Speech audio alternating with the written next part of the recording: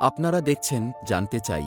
আজ আমরা আপনাদের জন্য এনেছি একটি অসাধারণ গাছের গল্প। এটি এমন একটি গাছ যা তার অদ্ভুত গঠন ও হাজার বছরের ইতিহাস নিয়ে সবসময় রহস্যময় এবং বিস্ময়কর। আজ আমরা জানব আফ্রিকার প্রাচীন ও বিস্ময়কর বাওবাব গাছ সম্পর্কে। বাওবাব গাছ, যাকে বলা হয় জীবন্ত ফসল ঘর। এই গাছের আদি নিবাস আফ্রিকা মহাদেশ, কিন্তু এর বিস্তৃতি শুধু আফ্রিকায় সীমাবদ্ধ নয়। মাদাগাস্কার ও অস্ট্রেলিয়ার কিছু অঞ্চলেও বাওবাব পাওয়া যায়।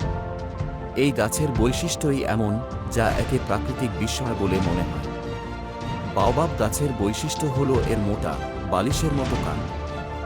এই গাছের উচ্চতা প্রায় ৩০ মিটার পর্যন্ত হতে পারে এবং কাণ্ডের চওড়া প্রায় ১ মিটার পর্যন্ত। কাণ্ডের ভেতরে প্রচুর পানি ধারণ করতে পারে বলে একে অনেকেই বলে থাকেন উল্টো গাছ, কারণ শুষ্ক মৌসুমে এই গাছ তার পাতা ঝরিয়ে দেয়। আফ্রিকার শুষ্ক অঞ্চলে বাওবাব গাছ একটি অপরিহার্য উৎস। এই গাছের কাণ্ডে পানির মজুদ থাকার কারণে এটি শুষ্ক মৌসুমে প্রাণীদের বেঁচে থাকার একটি উৎস হিসেবে ব্যবহৃত হয়।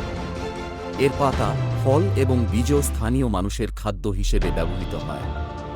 এমনকি বাওবাবের ছাল থেকেও তৈরি করা হয় বিভিন্ন ধরনের ওষুধ।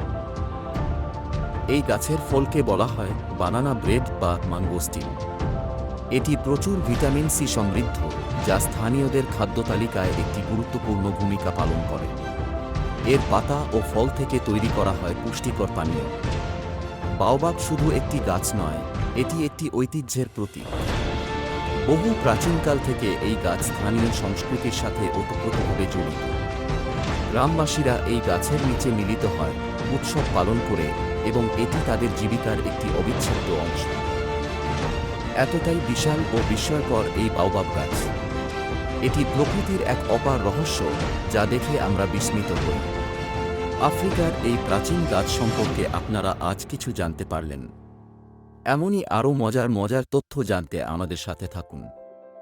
যদি ভিডিওটি ভালো লেগে থাকে তাহলে লাইক, শেয়ার এবং সাবস্ক্রাইব করতে ভুলবেন না। আবারও ফিরে আসব নতুন কোনো বিষয় নিয়ে। আজকের মতো বিদায়।